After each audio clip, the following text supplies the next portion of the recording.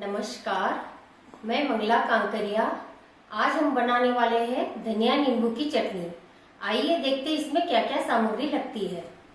एक कटी हरी मिर्च, नमक स्वादानुसार, 1 टीस्पून जीरा, 15 से 20 दाने मूंगफली के, 1 टीस्पून नींबू का रस, 2 टीस्पून भुजिया, 1 बाउल कटा हुआ धनिया और थोड़ा सा पानी।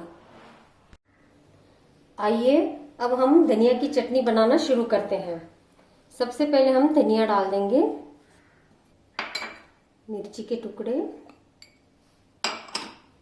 मूंगफली के दाने, जीरा, भुजिया,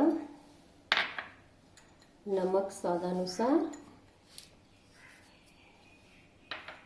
नींबू का रस। पहले हम थोड़ा सा पीस के बीच में पानी डाल देंगे। अब हम मिक्सी में पीस लेंगे। अब हमने चटनी पीस ली है। एक बार इसमें थोड़ा सा पानी डाल के फिर से एक बार मिक्सी चला लेंगे।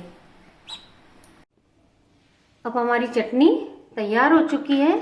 अब हम इसे एक बाउल में निकाल लेंगे।